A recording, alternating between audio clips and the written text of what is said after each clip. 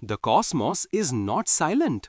It breathes, it sings, it vibrates with an eternal rhythm. A rhythm older than time, older than the stars, older than creation itself.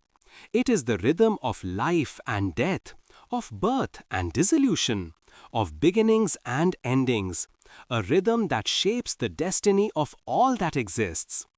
At the heart of this rhythm stands one supreme force, Lord Shiva, the Nataraja, the cosmic dancer, whose every movement echoes across galaxies, whose every step sends ripples through the fabric of the universe.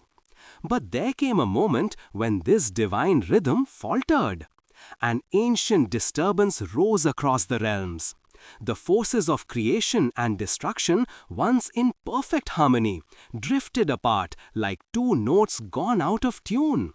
The celestial balance wavered, the cosmos trembled.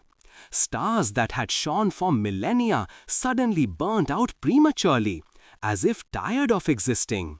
Seasons across worlds shifted without warning. Summers froze, winters melted, rains fell when the skies were clear. Rivers of distant planets ran dry. Forests across realms withered. The breath of existence grew heavy. The gods watched helplessly. In the heavens, panic grew. Sages felt the tremors in their meditations. Apsaras paused their celestial dances. Gandharvas fell silent mid-song. Even the mighty mountains felt cracks forming deep within their souls. Something was profoundly wrong. And so the divine beings gathered at the lotus throne of Brahma, the creator, and beside him the cosmic resting place of Vishnu, the preserver. Their voices trembled with worry. The universe is slipping into chaos. The balance of energies has shattered. Creation and preservation alone are not enough. We need a force that can realign everything. A force greater than both of us. Brahma's four faces fell silent. Vishnu closed his eyes, sensing the pulse of the universe. They both knew the truth. There was only one being whose presence could restore equilibrium. Only one who could bring order to chaos. Shiva. Not as the destroyer of worlds, but as the artist of existence. As the dancer whose movements shape reality itself. High above all worlds, atop the sacred white peaks of Mount Kailash, Shiva sat in an infinite stillness. His eyes closed, his breath in tune with the heartbeat of the cosmos. The crescent moon glowed softly in his matted locks.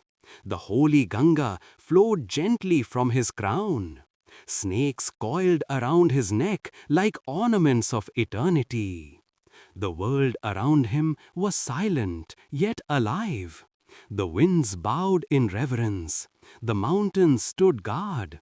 The spirits of Kailash watched over their lord. It was here that Brahma and Vishnu arrived. They folded their hands and spoke with deep humility. Mahadev, they said, the balance of the universe is lost.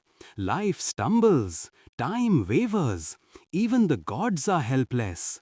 Only you can restore the rhythm of creation. Shiva opened his eyes slowly. In that single moment, the air trembled. His gaze held galaxies swirling in their orbits. Nebula shimmered in the reflection of his irises. Light itself seemed to pause, awaiting his command. With a calm voice that resonated like the first sound of creation, Shiva said, "The universe must remember its rhythm." He rose from his seat of meditation.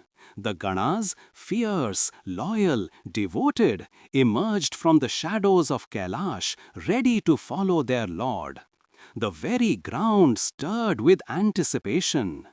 And then the impossible began. The stage for the Tandava was not a hall, not a mountain, not any earthly ground. The stage was the universe itself. The fabric of existence stretched and reshaped itself beneath Shiva's feet. The sky darkened into a deep cosmic blue.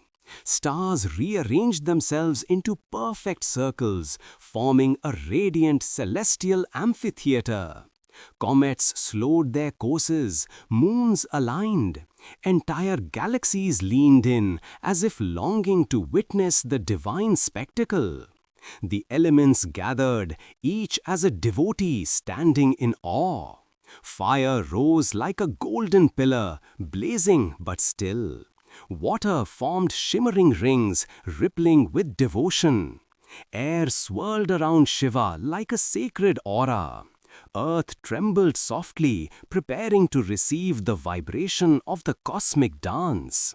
And in this sanctuary of creation, in this theater woven from time and space itself, the Lord of all rhythms stepped forward. His anklets glowed with divine energy. His third eye radiated cosmic truth. His body moved with grace older than time. Every gesture carried the weight of galaxies. Every breath shaped destinies. This was not just a dance. This was creation. This was destruction. This was balance taking form. This was Shiva, the Nataraja. It was the beginning of the eternal Tandava. To witness the first pulse of creation, watch part 2.